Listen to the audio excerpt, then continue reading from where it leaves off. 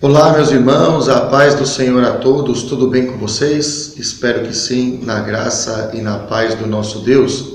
Aqui quem vos fala é o pastor Caio, sou pastor aqui da Igreja Assembleia de Deus Belém, e nós vamos dar continuidade ao tema Avivamento Bíblico, que é o tema que nós temos proposto para os irmãos e temos disponibilizado tanto na página do nosso Facebook da Igreja Assembleia de Deus Belém, assim como também no YouTube. É só você digitar lá Instituto MBEC, Instituto MBEC, MBEC, e você vai ter acesso à nossa playlist. Dá para você assistir inclusive no conforto aí da tua casa, na tua televisão, caso você não queira usar um computador.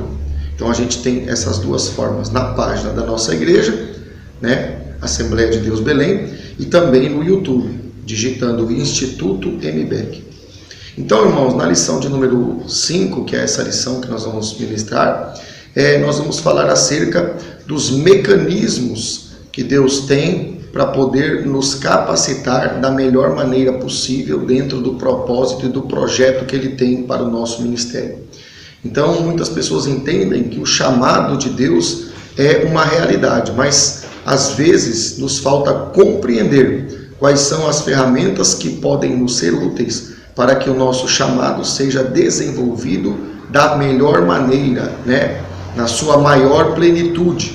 Então é acerca deste assunto que eu quero ministrar a vocês, eu quero falar acerca desta realidade, e eu espero que ajude você, dentro da realidade do teu ministério, a que você chegue na plenitude e na condição ideal que o Senhor tem para te usar. Tá bom? Então era esse o recadinho que eu queria passar para vocês. Um grande abraço e fiquem todos na paz do Senhor. Então, meus irmãos, dando continuidade ao nosso tema do avivamento bíblico, nós vamos voltar aqui ao texto de Apocalipse 21, versículo 23, que é uma base que nós trabalhamos no final da lição anterior. O texto diz o seguinte: a cidade não precisa do sol nem da lua para lhe darem claridade, pois a glória de Deus a iluminou, e o Cordeiro é a sua lâmpada. Então, a gente havia aprendido, né, que o Senhor Jesus, na condição de Cordeiro, na sua condição de corpo físico, né, na condição da sua forma humana, ele se manifesta na cruz como Cordeiro, e ele então se torna como o instrumento para que Deus pudesse brilhar e transmitir toda a sua glória. Então é através da lâmpada, através do Jesus Cordeiro, que a glória de Deus é revelada. E a gente havia visto que toda a revelação de Deus sempre virá através de Jesus, e Jesus sempre estará no meio, né? A gente viu que tudo que Deus revela está entre os versos, né? Então a gente entendeu essas bases e a gente detalhadamente estudou isso na lição anterior. Agora o que o Espírito Santo quer mostrar para nós nesta lição é que muitas coisas em relação à manifestação do nosso ministério não estão sendo disponibilizadas por nós porque nós não entendemos as duas realidades que Deus precisa fazer com que nós entendamos. Como assim, pastor? Nós precisamos entender, por exemplo, que diante de Deus nós somos somente uma lâmpada, ou seja, nós estamos na condição de ministério, nós somos nas mãos de Deus, uma lâmpada que não tem nenhum brilho próprio. Ou seja, se a tomada for desligada, ou seja, se Deus, né, não conectar conosco, a gente não terá a condição do brilho. Por quê? Porque nós somos em nós mesmos apagados. A lâmpada não se acende sozinha. A lâmpada precisa da fonte. Aí você vai dizer, não, pastor, mas Jesus, né, falando a respeito de Jesus, Jesus ele é a própria fonte também. É verdade. Mas é justamente nisso que nós queremos trabalhar nesta lição também. Começando a entender que Jesus, apesar de ser a própria fonte e, ao mesmo tempo, ser também a própria lâmpada, ele se fez como se fosse somente a lâmpada. Ele se esvaziou de si mesmo para que a luz do seu Pai, né, a luz do seu Deus como Filho, pudesse brilhar através dele. Então esse exemplo que Jesus nos deu é o exemplo que nós temos que seguir. Então nós temos que entender, diante de Deus, o nosso ministério, ele é como uma lâmpada apagada, ou seja, por nós mesmos, e isso bate com aquilo que aprendemos na lição anterior também, lá na lição 3, por nós mesmos, nós não podemos brilhar absolutamente nada. Porque pega uma lâmpada na mão e vê se ela acende sozinha. Ela não acende sozinha. Ela precisa da fonte. Quem que é a fonte? O Deus Todo-Poderoso, né? O Pai, o Filho e o Espírito Santo. Então nós precisamos de Deus para brilhar. Então, em relação a Deus, é isso que eu quero passar para vocês aqui. Em relação a Deus, você é uma lâmpada apagada. Você é simplesmente um instrumento. Por quê? Porque se a fonte não conectar em você, você não brilha. Você não exerce o propósito do seu ministério diante das almas. Porém, como tudo se revela em Jesus, Jesus é o segundo, a gente viu isso em detalhes na administração anterior, tudo é oriundo na glória de Deus a partir de Jesus. Então nós temos que entender agora também uma segunda realidade. Onde está explícita essa segunda realidade? Em Mateus capítulo 5, versículo 14, que diz o seguinte: vós sois a luz do mundo. Não se pode esconder a cidade edificada sobre um monte, nem se acende uma candeia para colocá-la debaixo do alqueire, mas no velador, e alumia a todos os que se encontram na casa. Então, a primeira realidade, eu estou trazendo aqui o conteúdo para meditar e para fixar, né, para os irmãos entender bem. A primeira realidade é que você não tem brilho próprio. Você já entendeu isso, né? A lâmpada não pode, de maneira nenhuma, acender sozinha. Se a lâmpada brilha, se o ministério revela a Deus, se a glória de Deus aparece, é porque aquela lâmpada, que aquele ministro, aquela irmã, aquele irmão, está conectado em Cristo. E porque está conectado na fonte, o brilho da glória aparece. Então essa é a primeira realidade. Agora em Mateus capítulo 5, versículo 14, o Senhor traz para nós a segunda realidade. Como tudo é em Jesus, Jesus é o segundo, como eu falei, nós precisamos agora entender a segunda verdade que Deus precisa nos instruir para que o nosso ministério possa se desenvolver. A segunda verdade qual que é? É a verdade que está no versículo 14. O Senhor diz o seguinte: vós sois a luz do mundo. Então, Deus está mostrando que, na primeira visão, eu sou uma lâmpada, eu sou completamente apagado, não posso acender, é Deus que faz eu brilhar.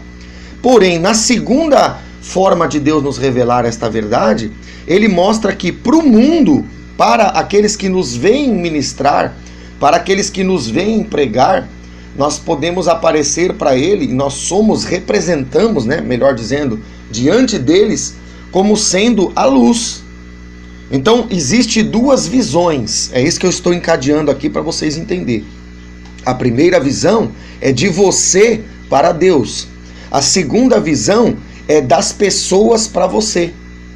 Então, você tem que entender que você diante dos incrédulos, você diante dos ímpios, você diante até de outros irmãos, você é a luz. Pastor, mas como assim, pastor? Não estou entendendo. Está parecendo que numa hora eu não sou nada, na outra hora eu sou tudo. Pois é, mas é exatamente isso. Jesus, ele é tudo e se fez nada, né? Jesus, ele era tudo, ele é Deus, o Deus unigênito, que a gente viu lá em João 1,18. E quando ele se esvazia, que ele se faz servo, vem sobre o mundo, se encarna, ele se faz nada. Então ele era tudo e ao mesmo tempo ele era nada. Por que ele era tudo? Porque ele é Deus. Por que ele se fez como nada? Porque ele se transforma em cordeiro. Ele se revela na cruz como cordeiro. Com você, comigo, com cada irmão que serve a Deus, ocorre o mesmo. Ou seja, para Deus, diante de Deus, a gente não pode ter prerrogativas diante de Deus para querer, vamos dizer, cobrar a Deus num sentido maior. Porque diante de Deus, todo o brilho que temos foi o próprio Deus quem nos deu. Então, diante de Deus, nós somos nada. Agora, diante das pessoas que o Senhor vai levar você para ministrar, você se torna tudo. Você se torna a própria fonte. E por que isso é verdade? Porque a gente vai se encaixar no modelo de Jesus. Traduzindo isso para o modelo que a gente viu lá no DNA, né? Vou trazer aqui para você poder acompanhar comigo. O DNA, ele é tudo, porque é o DNA que é a receita, é o DNA que é a referência, por exemplo, das escrituras. É o DNA que principia tudo, que gera tudo. É a partir do DNA que a vida começa. Então o DNA, nesse sentido, ele é tudo. Mas você também entendeu que a revelação aparece pelo RNA, que é aquilo que não é presente inicialmente no DNA. Então o DNA, ele é tudo e ao mesmo tempo ele é nada, porque não é ele no sentido maior que vai gerar, ele vai produzir algo que é o RNA, e o RNA é quem vai dar a continuidade. Então o DNA, ele é tudo e ao mesmo tempo ele é nada. Ele é tudo porque parte dele, mas ele é nada porque não é ele diretamente quem produz. Ele produz uma outra coisa chamada RNA, e essa outra coisa que é produzida a partir do DNA é que vai levar a vida adiante. Então é isso que nós começamos a entender. É uma realidade um pouco difícil para alguns, porque você tem que conciliar duas verdades. A verdade que você é nada e a verdade que você é tudo. Jesus é tudo e Jesus se fez nada. Agora nós temos que nos fazer nada para que Deus nos faça tudo. Então, eu creio que os irmãos estão entendendo, mas estou mastigando para você entender. Então Deus está dizendo o seguinte: para aqueles que te veem pregar, eles precisam da luz que você tem da parte de Deus. A luz, ela não está em qualquer lugar. Preste atenção nesse detalhe. A luz, ela não está em qualquer lugar, ela não está em qualquer posição, ela não está em qualquer região. A luz, ela vai estar sempre em cima das lâmpadas. É a partir da lâmpada que a luz sai. Então, nesse sentido, quem te vê pregar, quem te vê levar uma mensagem de Cristo, ele está diante do quê? Da fonte. Porque para ele que está recebendo a mensagem, você está sendo a fonte. É a partir da sua vida que Deus gera. Você é o DNA. Deus libera o RNA, que seria a mensagem que sai de você. Então você ilumina, você produz vida. Então nós começamos a entender que nós temos que entender estas duas verdades. Eu tenho que, diante de Deus, me apresentar como o quê? Me apresentar como nada. Por quê? Porque eu sou só uma lâmpada. Agora, diante das pessoas que Deus me leva a pregar, Deus me leva a ministrar, Deus nos transforma, ou Deus nos coloca diante delas como fontes irradiadoras de luz, para que Deus possa nos capacitar, né, a convertê-las em Cristo. É por isso que o versículo 14 ele diz: vós sois a luz do mundo. Ou seja, Deus está dizendo que a gente não se parece, Deus não está dizendo que a gente é parecido, Deus não está dizendo que a gente se assemelha, Deus está dizendo que a gente é. Preste atenção nesse detalhe. Então você tem que entender que quando você recebeu a atribuição para manifestar luz diante das pessoas, Deus vai colocar você como uma fonte para que as pessoas possam beber dessa fonte, através dessa fonte, para que a fonte se torne algo que vai glorificar o nome do Senhor. Então, irmãos, é uma realidade que nós precisamos assumir e é uma realidade que nos faz compreender que essas duas verdades que parecem contraditórias, né? Ao mesmo tempo eu não sou nada, sou só uma lâmpada, mas ao mesmo tempo Deus diz agora, através de Mateus 5,14, que eu sou a própria luz, que eu sou como uma fonte de luz para aqueles que eu ministro. E uma forma da gente compreender isso, né? Uma forma da gente esclarecer um pouco mais esta verdade que parece contraditória, mas que é o Senhor nos revelando o propósito dele no nosso ministério, é você entender, por exemplo, que Deus escolheu você para iluminar uma determinada quantidade de pessoas. Então você é aquela lâmpada que o Senhor vai levar através, né, do seu Espírito até as pessoas que ele quer fazer a luz chegar. E vamos dizer que essa lâmpada, por algum momento, ela não possa brilhar, por algum momento, alguma coisa que aconteceu, algum pecado que cometeu, alguma coisa que impede com que aquela lâmpada não esteja disponível ali naquele lugar que Deus gostaria de usar. Então a gente pode ir usando um exemplo assim, de que naquele momento a lâmpada não está presente, pelo fato da lâmpada não estar presente, o que é que vai ser retirado daquelas pessoas? A luz, porque se a lâmpada não está presente, a lâmpada não vai acender. E se a lâmpada não vai acender, as pessoas não vão receber da luz. Então você vê, o fato de eu tirar a lâmpada, o fato da lâmpada, por exemplo, não estar disponível, permite a gente perceber que a lâmpada não é nada, mas ela sendo retirada, a luz também foi retirada. Então é como se a lâmpada fosse a fonte. Percebe? Porque retirei a lâmpada, o que aconteceu? A luz apagou. Então quer dizer, a lâmpada é o meio, vamos dizer assim, o instrumento que se identifica com a luz, porque quando eu tiro a lâmpada, quando eu tiro aquele servo, aquela serva daquele local onde Deus queria usar, a luz também desaparece. Se a luz desaparece, então a lâmpada ela não é nada e ao mesmo tempo, por ela irradiar a luz, ela está se comportando para as pessoas que vão ouvir a mensagem como se fosse a luz. Por quê? Porque se eu tiro a lâmpada, eu tiro a luz. Então a lâmpada também é um tipo de fonte no sentido de fazer a luz chegar.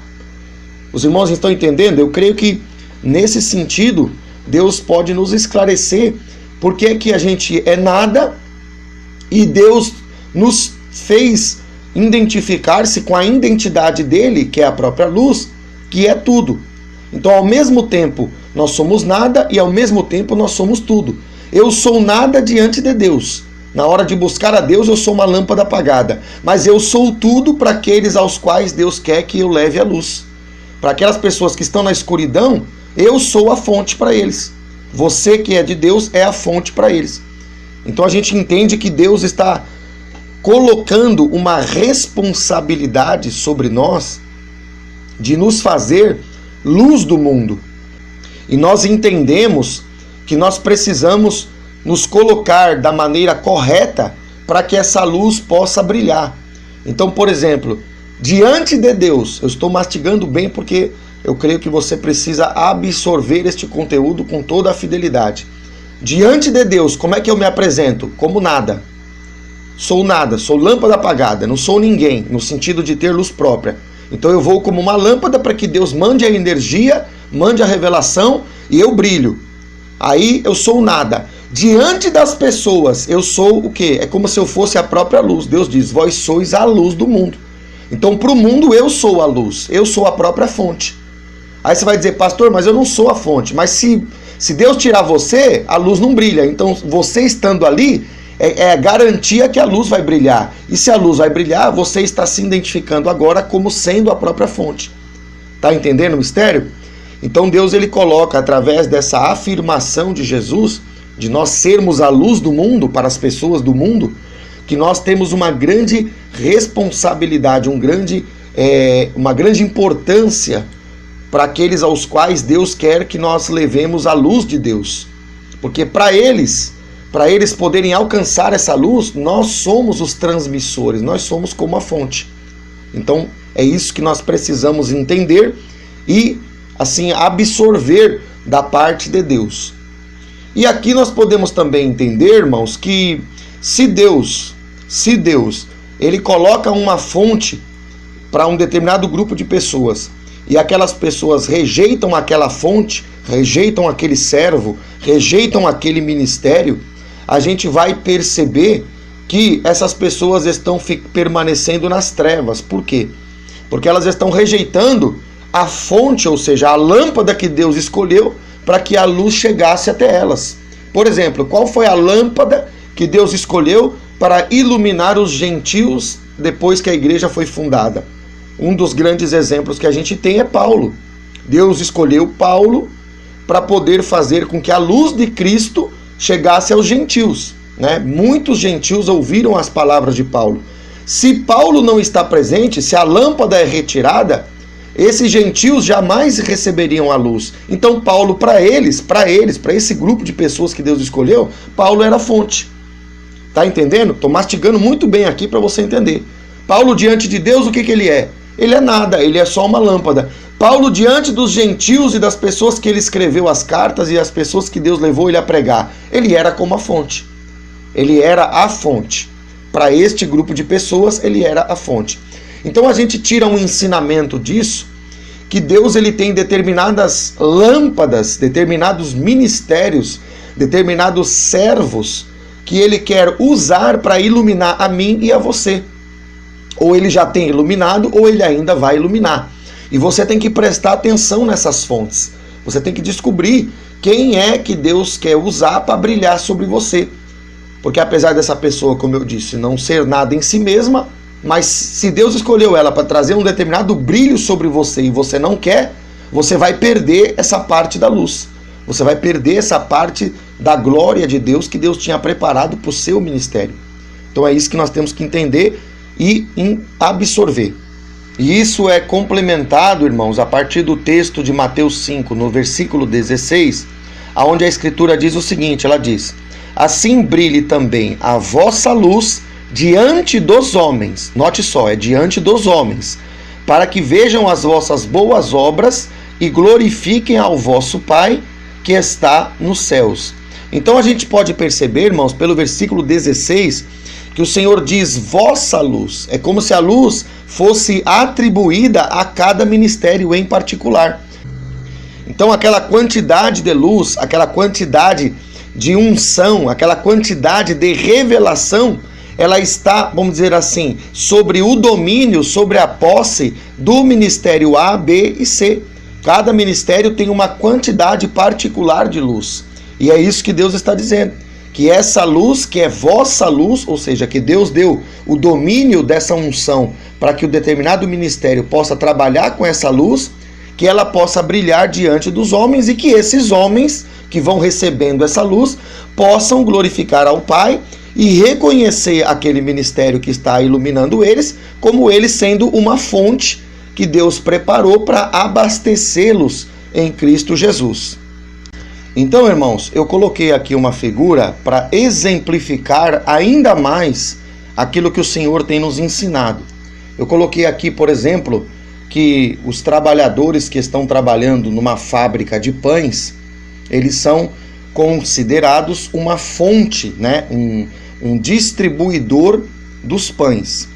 Aí eu coloquei aqui numa outra figura a padaria, que é, por sua vez, aquele que vai pegar os pães da fábrica, né, do distribuidor primeiro, para levá-los ao público em geral. Então, seria, no exemplo que eu estou dando, a fábrica dos pães, ou seja, a fábrica que faz os pães lá, desde a farinha, desde os ingredientes básicos, a fábrica representaria Deus, que seria uma primeira fonte. E a padaria representaria o nosso ministério. O nosso ministério, ele é também uma fonte. Então dá para ver que ambos são fontes, né? Ambos podem ser considerados fontes. Mas aqui também fica claro que a padaria depende da fábrica, porque a padaria vai pegar o que a fábrica produz para repassar para o consumidor final.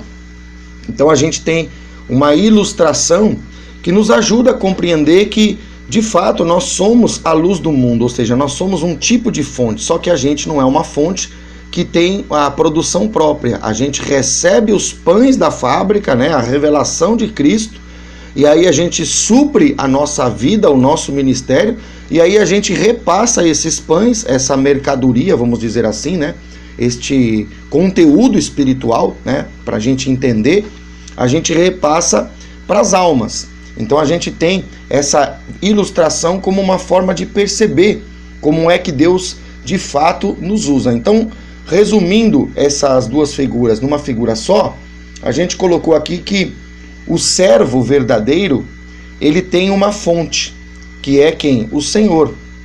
E o servo verdadeiro, ele pode ser considerado como uma fonte que tem outra fonte.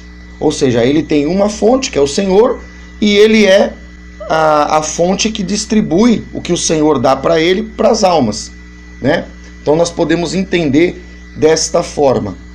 Aí eu coloquei aqui, irmãos, algo para nós refletirmos. Eu quero que você, com toda atenção, com todo carinho, com toda dedicação, eu quero que você para observar o que vem agora.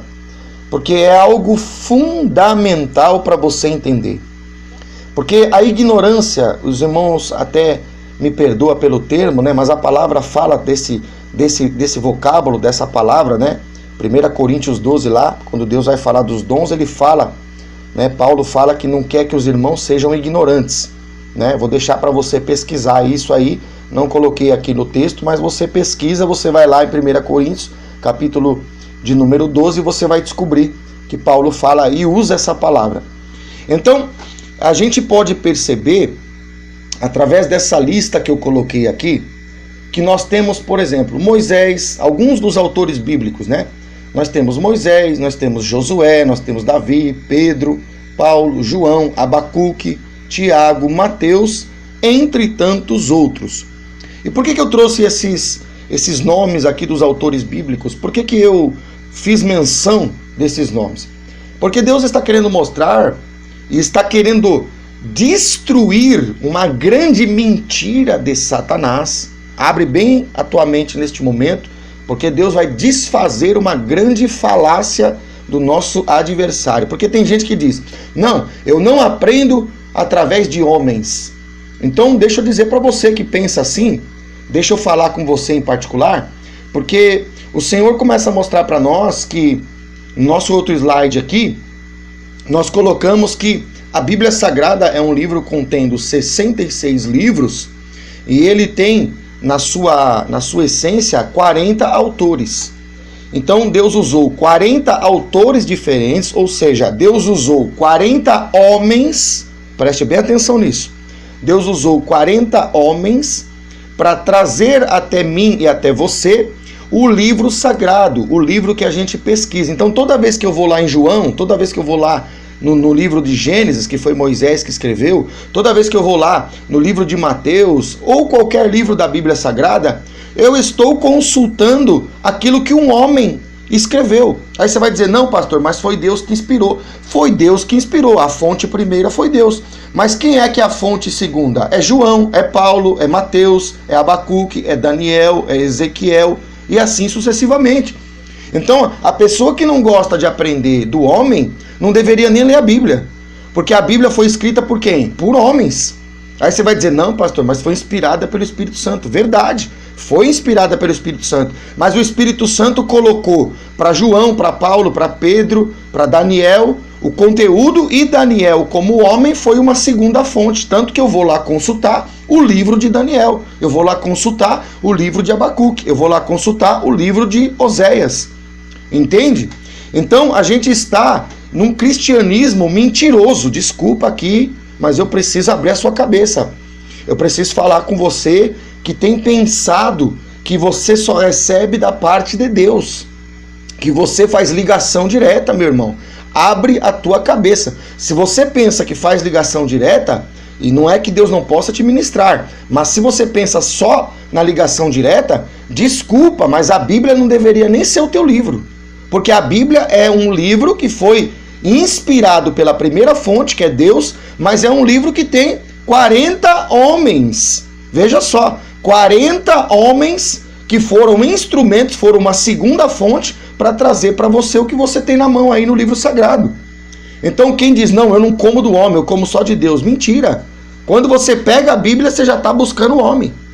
Ah, pastor, mas eu estou buscando Deus. Mas está buscando o homem, porque quem é que escreveu aqueles livros lá? Foram 40 homens. Então você já está buscando uma literatura que homens usados por Deus, né, fontes que Deus levantou, foram usados para colocar para nós aí e deixar para nós o relato bíblico. Então nós precisamos totalmente expulsar qualquer sinal de estupidez. Desculpa falar dessa forma, mas Eclesiastes, né, fala muito dessa palavra, estultícia. Então eu preciso falar com você, meu irmão, preciso abrir a tua cabeça. A estupidez tem tomado conta do meio cristão. Vou repetir aqui para você. A estupidez, não fique triste comigo, porque esta palavra está lá em Eclesiastes, só que lá vem como estultícia, que traduzido, busque aí, você vai descobrir que o sinônimo é estupidez. A estupidez tem tomado forma no ministério de muitas pessoas, porque eles pensam assim, ó, não, é ligação direta, eu falo direto com o pai, então você não devia nem ler a Bíblia. Você não precisa nem ler a Bíblia, porque se é só direto com o pai, para que ler Bíblia? Não precisa nem ler Bíblia, porque Bíblia já passa pelo homem. Ah, pastor, que coisa séria, pastor. Verdade, coisa muito séria. Então Deus está mostrando que você tem uma fonte que é Deus, coloquei aqui no nosso slide, e você tem 40 fontes que são homens. O que Deus está querendo mostrar? Deus está querendo mostrar, meu irmão, que no teu crescimento espiritual, tu precisa trabalhar e buscar o que Deus deu através dos homens. Porque você já faz isso sem perceber. Quando você vai na Bíblia Sagrada, você já está buscando aquilo que Deus deu para determinados homens, que são os autores da Bíblia. Então Deus continua dando inspiração para homens, para lâmpadas, para instrumentos que Ele tem levantado. E aí você faz o quê? Você se fecha e você, pela sua, muitas das vezes, ignorância, e muitas das vezes também, né, alguns, né, não vou dizer todos, também pelo ego, que tem um problema de ego no nosso meio, viu? Desculpa dizer, mas eu tô falando que Deus tá me tocando. Tem um probleminha de ego, probleminha de eu, né? O eu, né? Não entende que o eu é contra a essência do evangelho. Então ele fica no eu e ele não aceita que o homem seja a lâmpada para brilhar sobre ele, sobre ela. E isso tem sido uma constante. Me desculpe quem está me ouvindo, mas eu preciso falar a verdade. Eu preciso abrir a sua vista espiritual. Eu quero ser uma lâmpada para você, para iluminar o seu pensamento cristão. Você vai receber muito mais de Deus se você entender que você tem no próprio relato da própria Bíblia Sagrada, da Escritura Sagrada, você tem a instrumentalidade de 40 lâmpadas. Tem 40 lâmpadas humanas que são segundas fontes para nós consultar. Entenda esta verdade, meu amado. Deixa Deus ser Deus na sua vida. Não, mas eu vou fazer ligação direta. Então vamos pegar a Bíblia e vamos jogar fora. Porque a Bíblia passa pelo homem. Entende isso? Tem uma fonte que é Deus, que inspirou. Estou batendo nessa tecla para você entender que a inspiração, a primeira fonte, a fábrica dos pães é Deus. Mas tem 40 padarias aí, tem 40 lâmpadas, que é João, que é Paulo, que é Pedro, que é Oséias, que é vários livros da nossa constituição do cânon bíblico. Então nós precisamos abrir a cabeça. Uma outra forma da gente analisar e parar para refletir nesta verdade é o que eu coloquei aqui também até no aspecto secular. Eu quero que você por favor, e reflita muito bem nisso aqui. Você vai ser transformado se você entender o que Deus vai te mostrar agora, além do que Ele já está mostrando. Nós podemos, por exemplo, buscar um livro secular. Vamos supor, alguém está fazendo uma faculdade. O camarada lê o livro. Quando você vai apresentar o teu trabalho lá na faculdade, lá no teu colégio, dependendo onde você for apresentar a tua faculdade, ou até falando acerca daquilo que você está pesquisando, a primeira coisa que o teu professor lá na faculdade ou na instituição que você está apresentando o teu trabalho, a primeira coisa que ele vai te exigir no final do trabalho é qual é a tua fonte. Então, secularmente falando, quando você lê um livro, você tem que dizer quem é que escreveu o livro. Você tem que falar, ó, eu estou lendo o livro do fulano, eu estou lendo o livro da Beltrana, eu estou lendo o livro do ciclano. Então, eu preciso revelar a fonte, porque não tem livro que não tem autor. Então, secularmente falando, qualquer livro que a gente venha a ler, a gente precisa identificar o quê? A fonte. Você vê, isso não é visível só para o evangelho, não é visível só para a área do espírito. Isso é visível e é palpável e é aplicável na área secular. Você lê um jornal, a primeira coisa que você, quando vai transmitir a notícia que você leu, é quem é que escreveu a coluna? Qual é a fonte? Então você tem uma fonte também para transmitir aquilo que você está lendo para outra pessoa. A pessoa vai falar, tá, mas espera aí, quem é que escreveu isso aí? Para a pessoa checar se aquele conteúdo é verdadeiro. A pessoa vai perguntar para você e você vai ter que dizer, ó, fulano de tal escreveu essa coluna e eu li lá, fala assim, assim, assim. Então quer dizer, para mim ler um conteúdo aí, uma publicação, tem um autor, tem uma fonte. Na internet, quando você faz uma pesquisa lá no Google e você descobre alguma coisa sobre algo, você está pesquisando aí, por exemplo, um trabalho, está pesquisando alguma coisa para o seu negócio, você vai lá buscar na internet. O que você muitas das vezes encontra, você muitas das vezes vai atrás e acaba descobrindo a fonte. Por quê? Porque você descobre se aquilo ali é confiável, se a informação é verdadeira. E é através da busca da fonte que a gente sabe se aquela informação ela é boa ou se aquela informação é uma especulação. Então na internet né, um terceiro exemplo que eu estou dando, você tem que também referenciar as tuas fontes. Porque às vezes você está buscando uma informação que não é confiável, porque a fonte não é muitas das vezes perceptível, é uma fonte que você não sabe se aquilo ali procede ou não. Por exemplo, você está conversando com alguém, uma quarta forma de entender isso aí. Você está falando sobre algo, aí essa pessoa guarda o que você falou. Aí quando ela encontra com o João, com a Maria, ela pega e repete aquilo que você falou para ela. E aí a pessoa que está conversando com ela pergunta, tá, mas quem é que te disse isso? Aí o que você vai responder? Ah, o fulano de tal que me falou. Então você vai referenciar o fulano de tal como também sendo uma fonte. Você está percebendo? Tudo a gente usa fonte. Tudo a gente necessita usar fonte. Você está repetindo uma informação que você recebeu do João, você está passando agora a informação para Maria. Quando a Maria perguntar, você vai falar, não, foi o João que me falou. Ó, eu escutei falar que o João falou assim, assim, assim, assim. E aí se a Maria for uma pessoa de um pouquinho de esclarecimento, ela vai falar, tá, mas quem é que falou pro João? Ela vai mais fundo ainda e ela vai buscar mais fundo a fonte. Ela está dizendo, ó, o João é a fonte que falou para você está falando para mim. E quem é que falou pro João?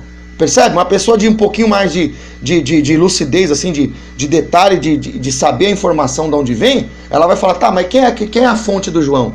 Então é buscas por fontes, tá percebendo?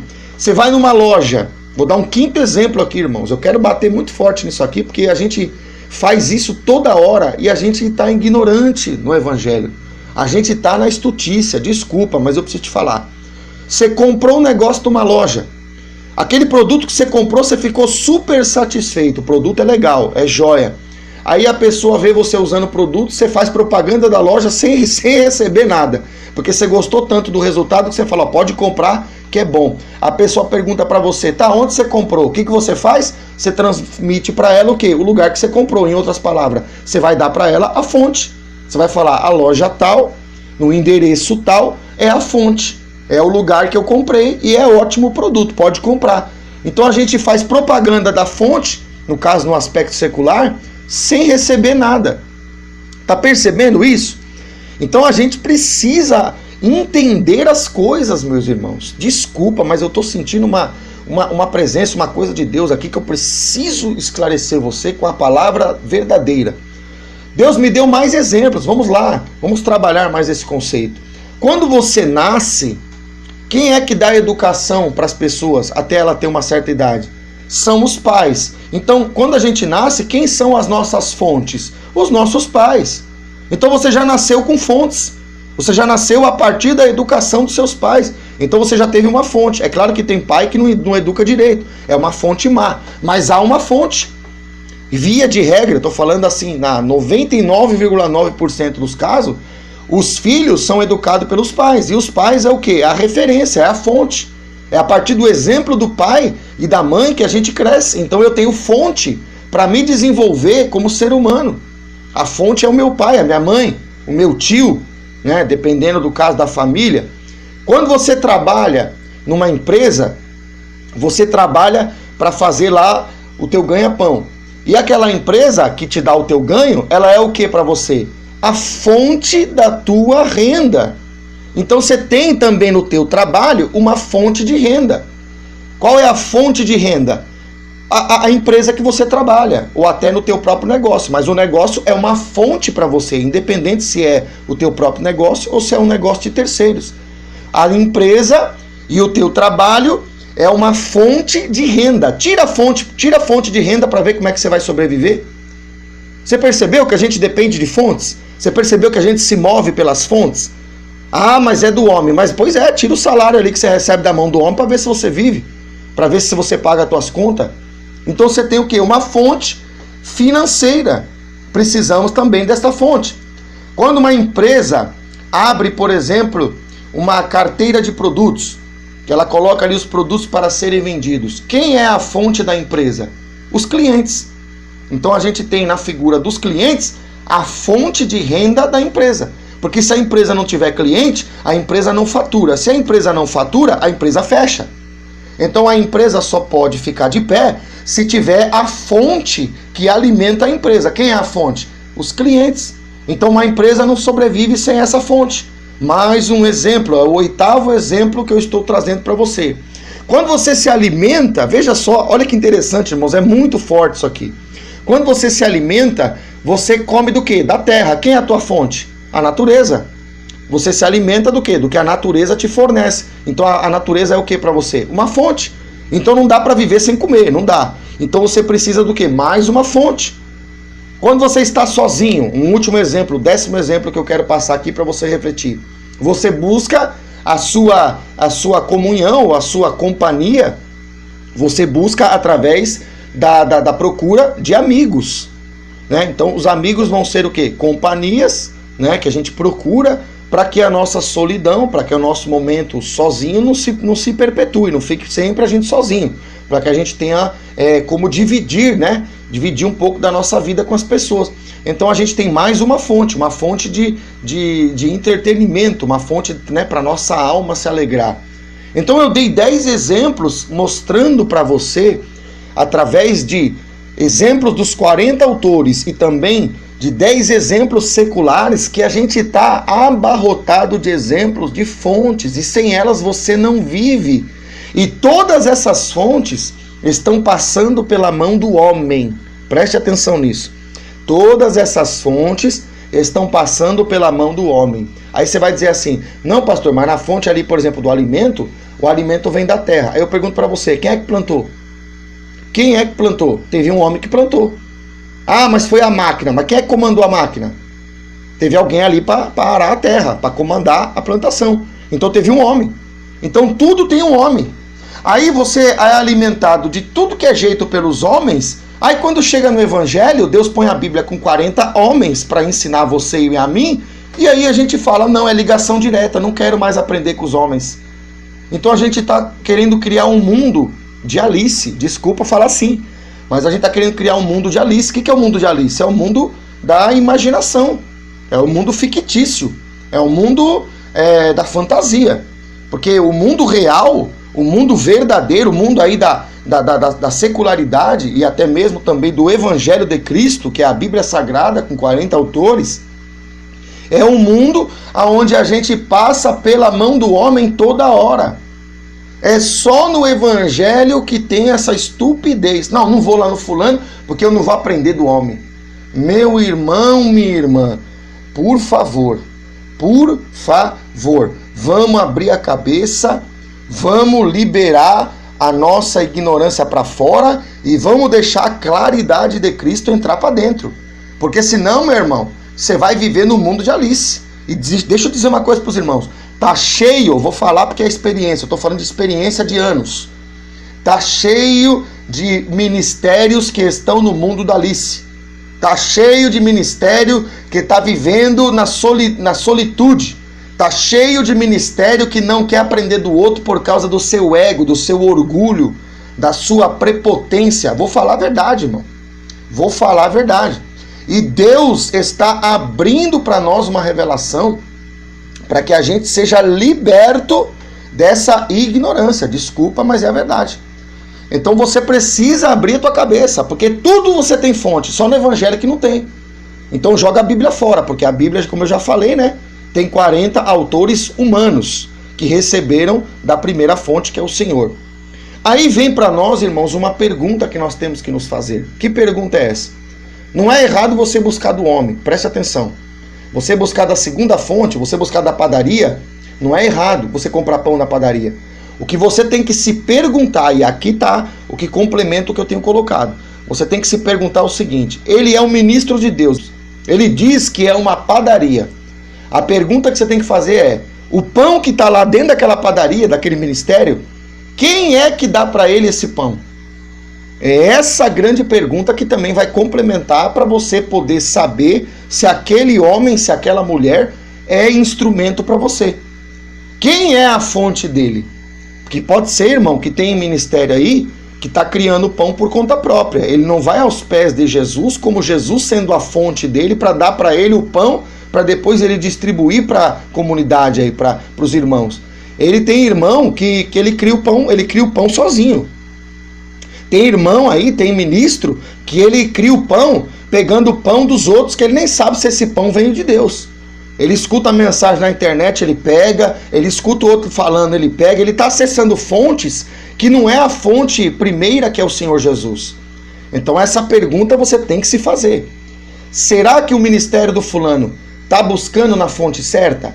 Será que o ministério da ciclana está buscando na fonte certa? Quem é a fonte certa? Jesus. Pode ser que ele está comendo de uma fonte que não é Jesus, e aí ele quer te alimentar, né? Ele quer te fornecer o que ele tem comido, o que ele tem se alimentado, ele quer passar para frente, ele quer vender aquela ideia, né? Como tipo da padaria, só que o pão que ele tem é estragado. O pão que ele tem já está contaminado, então você precisa descobrir isso. Você precisa entender duas coisas aqui. Você tem que se alimentar do homem. Já começou por aí. E você tem que descobrir quem é o homem ou a mulher, ou homens ou as mulheres, que Deus alimenta eles, que Deus fornece para eles. Porque se ele recebe de Deus, o que ele vai te dar é de Deus. Agora, se ele não tem recebido de Deus, como é que ele vai transmitir para você um pão de qualidade? É isso, você tem que questionar. Aí você tem uma forma da gente verificar se o pão é ou não de qualidade. Vamos ver pela Bíblia. Então, irmãos, em 1 Coríntios, capítulo 2, versículo 4, Paulo ele vai começar a demonstrar para nós, a revelar para nós, como é que a gente pode discernir se a palavra é verdadeira, se ela é uma palavra que veio do Senhor, ou se ela é uma palavra que está proveniente de outra fonte, né? Para ver se o ministério é uma fonte legítima nas mãos de Deus ou não. Ele diz assim: a minha palavra e a minha pregação não consistiram em linguagem persuasiva de sabedoria, mas em demonstração do Espírito e de poder. Então a gente pode perceber que Paulo, primeiro, ele se coloca como uma fonte, porque ele fala a minha palavra e a minha pregação. A gente sabe que a palavra não era dele e que a pregação também, a princípio, não era proveniente dele. Mas a gente entende que Paulo falou no sentido possessivo a minha palavra, porque Paulo era uma fonte que estava sendo alimentada pela fonte maior, que é o Senhor. Então Paulo se coloca primeiro como uma fonte. E Paulo demonstra, né, ou ele revela para nós, que a marca que identificava que ele era uma fonte legítima nas mãos de Deus, uma lâmpada que brilhava a glória de Deus, é que ele podia demonstrar o Espírito e ele também poderia demonstrar o poder. O que é demonstração? Demonstração é você fazer uma exposição daquilo que você quer que a pessoa conheça.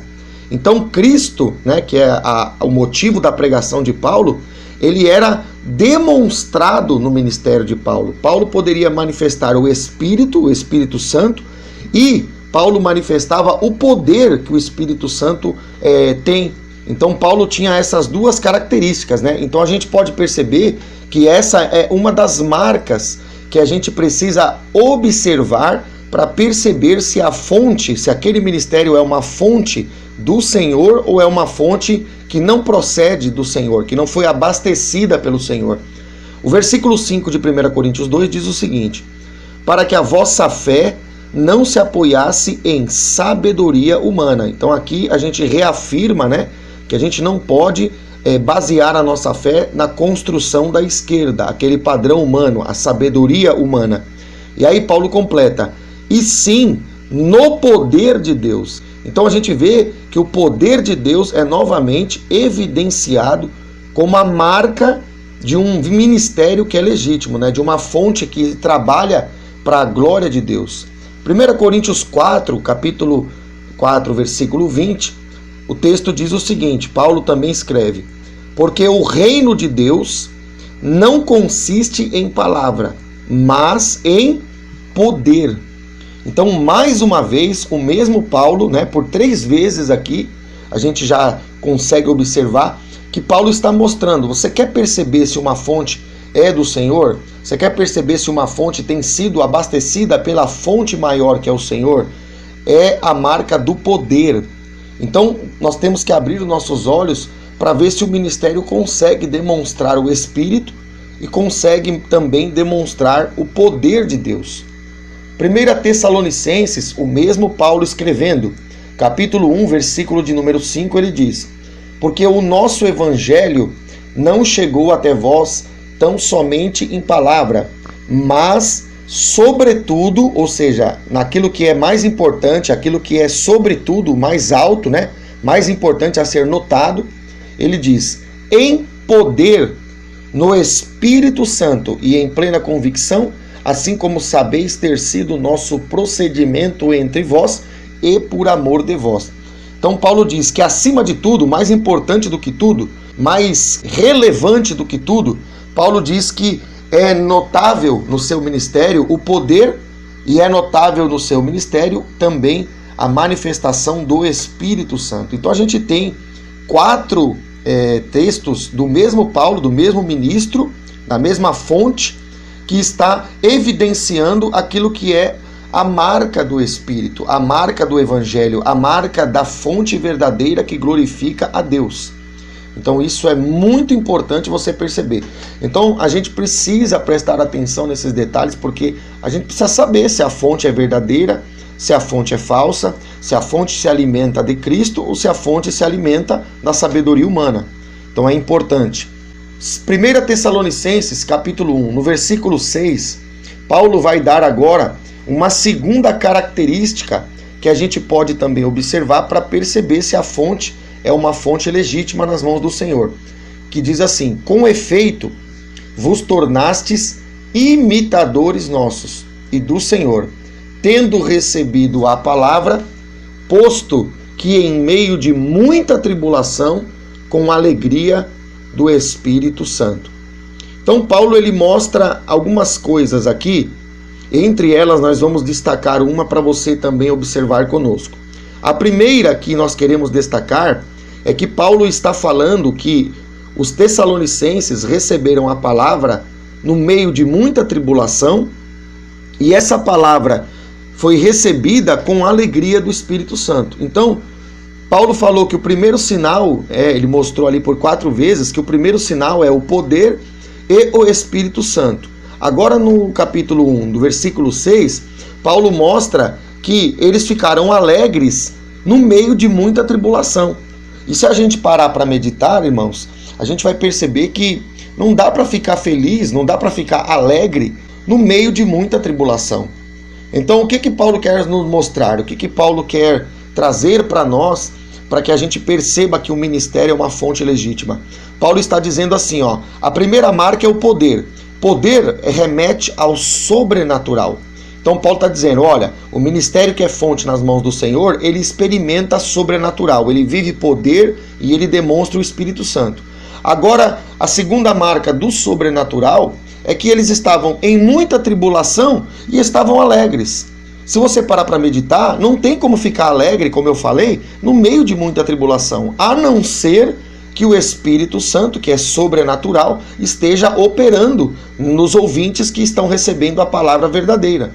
Então a segunda marca que comprova que o ministério está em Deus é que esse ouvinte, essa pessoa está recebendo a palavra, ela até às vezes passando por muita luta, mas ela se alegra, e essa alegria não pode ser pela circunstância, porque luta não produz alegria, luta produz tristeza. Mas a pessoa acaba se alegrando porque ela consegue ter algo da parte do Espírito que faz ela se alegrar, faz ela suplantar as lutas e ainda conseguir ficar alegre. Então a gente percebe que muitas pessoas pregam um evangelho bonito, muitas pessoas pregam um evangelho que faz com que as pessoas se alegrem momentaneamente, mas a gente vê que o tempo passa, as coisas vão se sucedendo e as pessoas logo em seguida elas já ficam tristes, elas já ficam cabisbaixas. Por quê? Porque aquele evangelho é um evangelho muitas vezes da motivação natural, é um evangelho da autoajuda, é um evangelho do pensamento positivo somente. É claro que Deus ele pensa positivo a nosso respeito, mas quando a gente está ligado ao sobrenatural, a gente consegue ter muita alegria ou alegria no Espírito Santo no meio de muita tribulação. Isso não pode ser vivido se a gente não tiver no sobrenatural de Deus. Você percebe? A primeira marca é poder e demonstração do Espírito. A segunda marca é ter alegria no meio da luta. Então isso é um indício de que aquela fonte que está pregando para nós, ela está pregando pelo Senhor. Ela é uma fonte que Deus levantou, ela é uma lâmpada que brilha a glória de Deus. No versículo 7 do mesmo livro de Tessalonicenses, a gente vê algo interessante, que é uma terceira marca que vai mostrar para nós que o ministério é um ministério legítimo, uma fonte legítima. Ele diz assim: de sorte que vos tornastes o modelo para todos os crentes na Macedônia e na Acaia. Versículo de número 8. Porque de vós repercutiu a palavra do Senhor, não só na Macedônia e Acaia, mas também por toda parte se divulgou a vossa fé para com Deus, a tal ponto de não termos necessidade de acrescentar coisa alguma. Então vamos observar aqui o que Paulo está querendo dizer como terceira marca para nós percebermos se o ministério daquela pessoa que está nos ministrando é de fato real. O versículo 7 ele diz que esses crentes que foram ministrados, eles se tornam modelo. Então isso mostra, irmãos, que eles estavam de fato copiando o ministério de Paulo. Então a gente consegue entender o que está escrito no versículo 6, né? O versículo 6 diz assim, ó: com efeito, quer dizer, tem um efeito positivo, vos tornastes imitadores nossos. Então quer dizer que esses crentes aí, que estavam sendo modelo, eles tinham copiado a fonte que estava ministrando eles, no caso Paulo. Uma outra coisa que a gente pode perceber no final do versículo 8 é que a palavra nos diz que a fé desses que estavam copiando Paulo agora estava tão assim desenvolvida que o versículo diz: mas também por toda parte se divulgou a vossa fé. Quer dizer, eles copiaram Paulo, eles aprenderam com o ministério de Paulo, Paulo foi uma fonte para eles. Aí o que aconteceu? A lâmpada deles começou a brilhar. Aí o ministério deles mesmo começou a crescer de uma tal forma que se divulgou a vossa fé para com Deus por todas as partes, né? Na Macedônia, na Acaia. E aí eles se tornaram o quê? Eles se tornaram também fontes do Senhor. E aí o texto diz o seguinte, ele diz assim, ó: a tal ponto de não termos necessidade de acrescentar coisa alguma. Então a gente percebe a terceira marca por esse detalhe. Eles cresceram na fé, eles copiaram Paulo, e eles copiaram tão bem, que eles chegaram num ponto, num nível tal, de que eles conseguiam dar um brilho tão completo sobre as pessoas, que Paulo mesmo não precisava mais colocar nenhum acréscimo, nenhuma outra palavra para poder completar alguma coisa. Ele diz assim, ó: a tal ponto de não termos necessidade, não era mais preciso, de acrescentar coisa alguma. Então a terceira marca, para você entender, é a pessoa conseguir crescer, e ela cresce a tal ponto que ela consegue iluminar as pessoas como se fosse o seu próprio mestre. Ou seja, se você olhar para os ministérios dos apóstolos, você vai ver que os milagres que os apóstolos conseguiam manifestar, eles eram muito semelhantes aos milagres que havia no ministério de Jesus. Por quê? Porque os apóstolos conseguiram copiar o mestre Jesus através da sua ministração na terra, e eles conseguiram fazer coisas parecidas que Jesus fazia, ou seja, eles copiaram tão bem o mestre que eles conseguiam reproduzir o que o mestre fazia. Então esse é o bom aluno. O bom aluno é aquele que recebe a palavra, copia e faz cumprir o seu papel. Só que a gente percebe aqui no relato de Paulo que eles conseguiram também fazer a mesma coisa, porque Paulo, ele era um ministro legítimo, ele era um ministro, uma fonte saudável. Então é essa uma marca. A pessoa, quando ela está sendo alimentada por um ministério que é uma fonte de Deus, ela consegue desenvolver, ela consegue se expressar, e ela consegue inclusive chegar no nível ou próximo daquele que está ministrando ela. Por quê? Porque ela tem a condição de iluminar também, assim como aquela pessoa veio iluminar ela primeiro, ela consegue depois iluminar os outros. Então é isso que Deus mostra, um crescimento espiritual. Se você anda com uma pessoa e ele discipula você, e você passa 5, 10 anos e você não cresce na fé, duvide desse ministro, duvide dessa fonte, porque você está tendo um sinal no teu próprio ministério que está muitas das vezes faltando o poder, está faltando a demonstração do Espírito, está faltando a alegria na tribulação e também muitas vezes está faltando o crescimento que é perceptível. Então aqui nós conseguimos perceber 3 identificações que nos mostram como é que podemos entender que o nosso ministério está se alimentando de uma fonte legítima. Então agora, irmãos, nós vamos assistir um vídeo a respeito de um grande pregador que Deus usou. O seu nome é T.L. Osborne, e ele fora influenciado por um outro grande pregador e ministro do Senhor chamado William Branham. Então nós vamos olhar agora um vídeo de mais ou menos 8 minutos e nós vamos destacar algumas coisas, algumas realidades que nós já temos visto e aprendido nesta ministração. Então vamos ao vídeo e nós estaremos comentando, à medida que o vídeo vá se desenvolvendo, nós estaremos pontuando e comentando aquilo que é pertinente para que a gente possa entender essas verdades e essas realidades sendo agora experimentada na vida de outros ministros. Vamos ao vídeo.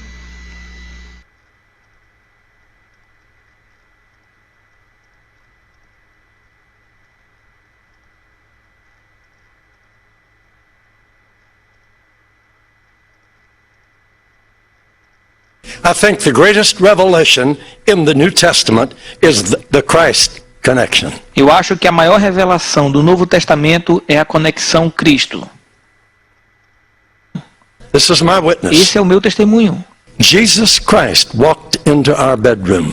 Jesus Cristo entrou no nosso quarto. Not on the floor. Não no piso, In the air. mas no ar. His eyes were like blazes of blue fire. E os olhos dele eram como chamas de fogo azul. But not anger. Mas não tinha ira. Burning love. Queimando de amor. His feet were like pillars of integrity. E os seus pés eram como pilares de integridade. It's as fresh to me tonight as it was then. E eu me recordo como se fosse hoje. I lay there as one dead. E eu continuei deitado como se estivesse morto. I couldn't move a finger or a toe. Eu não conseguia mover nenhum dedo. Water poured out of my eyes, but I wasn't crying. Saía água dos meus olhos, mas eu não estava chorando. It's too much for the physical body. É algo muito forte para o corpo humano. I don't know how long it was before I was able to get on my face on the floor. Eu não sei quanto tempo durou aquilo, até que eu me coloquei de joelhos e o rosto no chão. And I lay there until 2 o'clock in the afternoon. E eu fiquei lá curvado até 2 da tarde. When I came out of that room, E quando eu saí daquele quarto, and Daisy looked at me, e Daisy olhou para mim, she said, I knew I had a new husband. ela disse: eu sabia que eu tinha um novo esposo. Então aqui, irmãos, nesse momento, a gente começa a ver a experiência pessoal que T.L. Osborne tem com Jesus, né? Jesus aparece para ele diretamente e a experiência que ele tem direta com Jesus é uma experiência que transforma o seu ministério. We had been to India. Nós tínhamos passado pela Índia We had seen dead religion. e nós tínhamos visto uma religião morta. I said to her in tears, E eu disse para ela em lágrimas, I said, darling, eu disse: querida, we're not preaching a dead religion.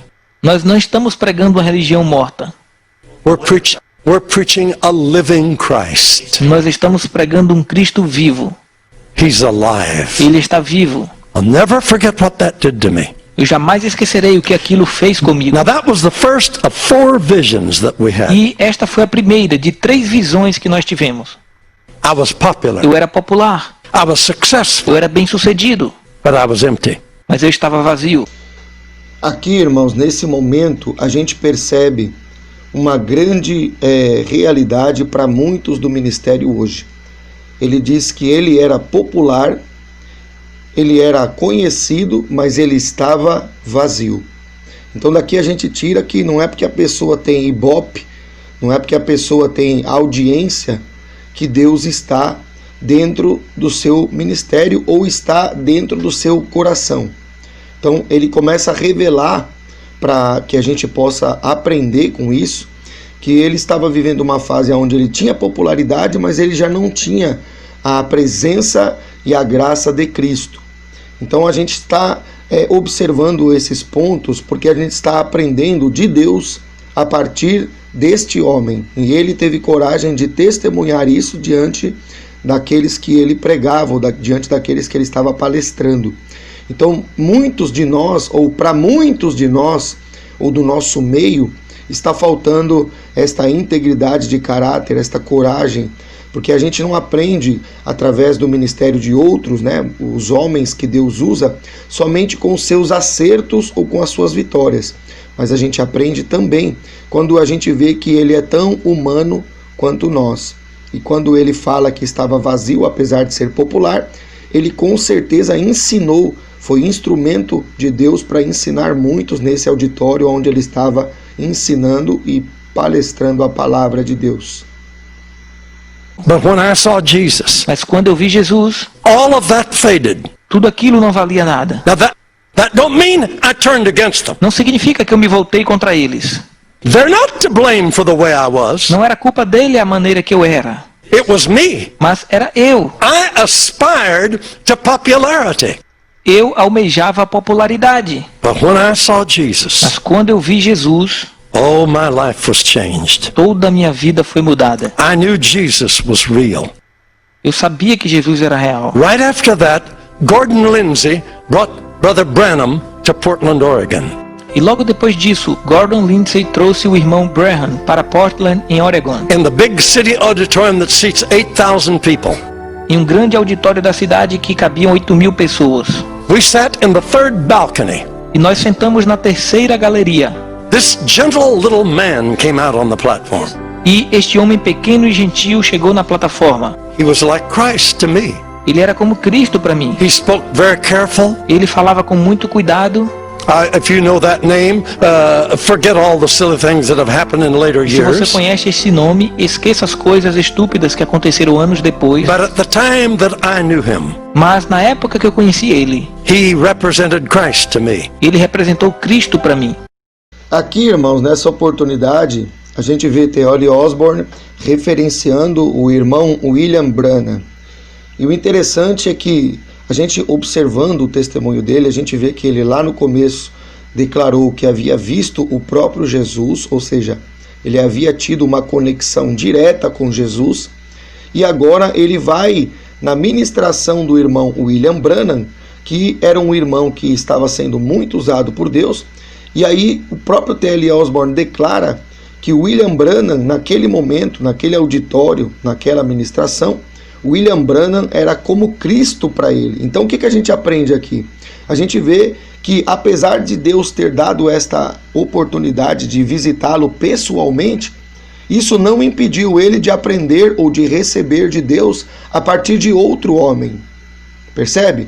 Então ele vai no auditório, vai ver a palestra do irmão Branham e ele vai receber a partir do homem William Branham. E ele poderia pensar, não, Jesus me visitou. Jesus veio no meu próprio quarto e eu vi os seus olhos como chama de fogo, ardendo em amor, como ele fala. Mas ele não tem por prerrogativa querer receber de Deus sempre daquela maneira. Deus deu aquela experiência para ele. Foi maravilhoso, mudou o seu ministério, como ele disse. Mas agora ele vai no auditório para poder receber de Deus através de William Branham. Ou seja, ele quer receber mais de Deus através de um homem. Perceba a sabedoria. E ele declara isso no seu testemunho. Então a gente está aprendendo com esse homem que é preciso aprender de Deus com outros homens. Está percebendo o que Deus está mostrando? Então a gente consegue entender por que esse homem foi tão grande, por que esse homem foi conhecido no mundo todo. Porque ele teve a humildade e a sabedoria de ir lá ver a ministração de William Branham, que para ele foi como Cristo para ele. É importantíssimo você prestar atenção nisso. E o interessante, irmãos, da gente observar isso, de a gente aprender com este homem chamado T.L. Osborne, o interessante é que ele olha para William Branham como alguém a quem ele desejará imitar. A gente vai ver isso na sequência do vídeo. Ele vai querer imitar. E não é o que Paulo disse? Não é o que Paulo falou? Sede meus imitadores. Então esse aqui estava imitando quem? William Branham, porque ele via Cristo em William Branham. Então aqui vai um ensejo, um detalhe para você. Você deve imitar aqueles que são de Deus, mas você precisa reconhecer Cristo neles. Porque tem muita gente imitando muita gente que muitas das vezes não tem mais Cristo. Você viu aí, ele falou, eu era popular, eu era conhecido, mas eu estava vazio. Então você tem que perceber aonde é que Deus está, em quais homens Deus fala. É isso que é importante você observar para que você possa receber da fonte que Deus usa. Porque tem uns aí, como ele mesmo declarou, né? Estão vazios, apesar de já terem sido um instrumento nas mãos de Deus. He preached tender, Ele pregou suave, but firm. mas firme. And when he got through preaching, E quando ele terminou de pregar, hundreds of people came and accepted Christ. centenas de pessoas vieram e aceitaram a Jesus. I wanted to be able to do that. Eu queria ser capaz de fazer aquilo. Then he called for the sick. Depois ele fez um apelo aos enfermos. Marvelous miracles took place as we watched. E milagres maravilhosos aconteceram e nós vimos. Então, T.L. Osborne agora declara que quando William Branham faz o apelo, acontecem muitos milagres. Então aqui a gente vê uma das marcas que a gente tem compartilhado com os irmãos, onde Paulo declara que o evangelho que ele pregava era um evangelho que tinha a demonstração do Espírito e também a marca do poder de Deus. Era exatamente o que o T.L. Osborne estava observando no ministério de William Branham. I had my second vision. Eu tive a minha segunda visão. I saw Jesus in that man. Eu vi Jesus Cristo naquele homem. Então T.L. Osborne, irmãos, ele sempre repete, eu vi Jesus naquele homem. Então o que nós estamos vendo é Deus transmitindo algo através de um homem.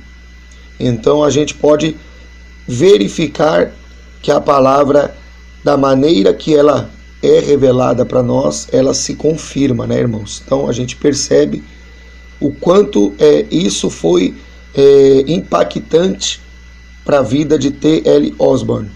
Apesar dele ter tido uma experiência com Jesus, mas ele diz e afirma várias vezes aqui que ele via Cristo naquele homem. Então era Cristo a partir do homem. I haven't got time to tell you all that happened. Eu não tenho tempo para te dizer tudo o que aconteceu ali. There was a girl that was born deaf and dumb. Mas havia uma garota que nasceu surda e muda. Remember now, I was a noise-making Pentecostal. E lembre-se, eu era um pentecostal barulhento. We were scared of devils. E nós tínhamos medo dos demônios. And if we thought someone had a E se a devil, gente imaginasse que alguém tinha um demônio, we were very careful. a gente ia ter muito cuidado. And the best we could do is yell at E o them melhor que eu podia fazer era gritar com o demônio. and gang up on them. E lutar com ele. And the more noise we E quanto mais made, barulho a gente fazia, the greater the possibility maybe they would go. maior era a possibilidade de talvez o diabo sair. I was a noisemaker. Eu era um barulhento. I could tell you some funny stories about that. E eu posso te contar histórias engraçadas sobre isso. This man pulled this little girl to his Mas side este pregador puxou aquela garota para perto dele, like a father, como um pai. and he spoke so kind to the people. E ele falava tão suave para as pessoas. He said, please bow your head while we pray for the E child. ele disse, por favor, curve a sua cabeça enquanto vamos orar por esta criança. So we did. E nós fizemos isso. I was ready to do E eu business. estava pronto para fazer alguma coisa. I'm telling you, he needed Eu te me. digo, ele precisava de mim. This was a big deal. Isto era um grande negócio. I mean, I had never tackled a deaf and dumb devil. Eu nunca havia atacado um demônio de surdez antes. This is a serious challenge. Isto era um desafio grande. So you imagine how I'm revving up. Então você imagine como eu estava Wow. ali todo reverente. You know, this is going to be a big thing. Porque eu acho que isso vai ser uma grande coisa. And this man, E este homem, I'll never forget his prayer. eu nunca vou esquecer da oração que ele fez. Just quiet, Ele era calmo, but firm. mas firme. He said, thou dumb and deaf spirit, Ele disse, espírito surdo e mudo, I adjure thee by the name of Jesus Christ of Nazareth, eu te repreendo em nome de Jesus Cristo de Nazaré. leave the child Saia dessa criança and enter her no more. e não entre nela nunca mais. Silence. Silêncio. Wow, I was churning. Uau, eu estava me tremendo. We're going to work on this deal now. Nós vamos trabalhar com isso agora. And you know what he did? E sabe o que ele fez? I was shocked. Eu fiquei chocado. He said, audience, Ele disse, audiência, you can lift your heads now. você pode levantar a cabeça agora. The evil spirit has left the O child, espírito mal já deixou a criança. and she's well. Ela está bem. I thought, how do you know? E eu pensei, como que ele sabe? We ain't even made noise yet. A gente nem começou a fazer barulho ainda. Oh, that girl was healed. Aquela garota foi curada. I saw Jesus in that man. Eu vi Jesus naquele homem. But believe me, my friend, Acredite em mim, meus amigos. this gospel works. Este evangelho funciona. How big can possible be in you? De que tamanho o possível pode estar em você? Stretch, Estique, stretch, estique, reach out. alcance. Only believe. Apenas creia. All things are possible Todas as coisas são possíveis if you can only believe. se você apenas crer. God says, Deus disse, because I love you, porque eu amo você. you're my choice. Você é meu escolhido. I am with you. Eu estou com vocês. I'll never leave you. E eu nunca vou te deixar. May it be so in your life. E que seja assim na sua vida. In the name of Jesus Christ. No nome de Jesus Cristo. Hallelujah. Aleluia. Amen. Amém. E aqui, finalmente, né, irmãos, a gente vê uma outra característica que T.L. Osborne fala agora no final do seu relato, onde ele diz para que as pessoas esticassem, em outras palavras, para que as pessoas crescessem, ampliassem, desenvolvessem o seu próprio chamado. E era o que T.L. Osborne estava falando aqui, até através de gestos, né, gesticulando, estique, alcance, é o que ele fala aqui.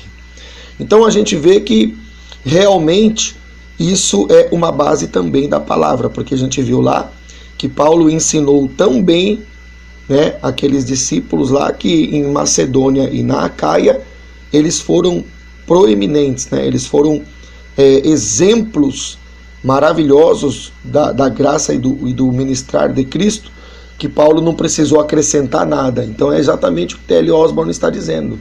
Ele cresceu quando ele foi até o homem William Branham, e agora nós estamos olhando para ele e ele está fazendo o papel dele em nos transmitir a mensagem de que nós temos que crescer, de que você tem que crescer, de que cada cristão tem que crescer. É exatamente o que Paulo fez, é exatamente o que William Branham fez, né, quando ministrou o T.L. Osborne, e é exatamente o que o T.L. Osborne está passando também para nós.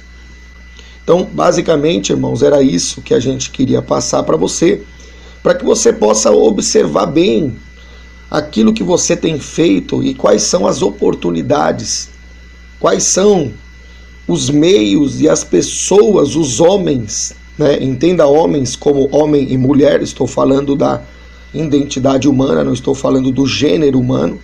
Entenda homem como um servo, uma serva de Deus, que você pode receber, que você pode ver Cristo nele, ver Cristo nela, e que você talvez tenha desprezado porque você quer ter ligação direta. Então, vamos aprender. Este homem aqui é um instrumento de Deus que foi grandemente usado por Deus, e ele foi tudo isso porque ele soube receber de Deus a partir da vida de William Branham, que era outro homem ao qual ele se espelhou para que pudesse também ser o que ele foi. Amém? Então era isso que eu queria passar para os irmãos. É uma mensagem que pode mudar o curso do seu ministério, porque talvez você tenha recebido da parte de Deus, mas pode ser que tenha algo da parte de Deus que Deus quer dar, quer enriquecer você, quer presentear você, mas você não está entendendo que Deus, a partir do homem, é uma porta que você pode usar para você se tornar muito maior, muito mais proeminente dentro do propósito de Deus. Então, irmãos, eu vou ficando por aqui. Um grande abraço e a paz do Senhor a todos em Cristo Jesus.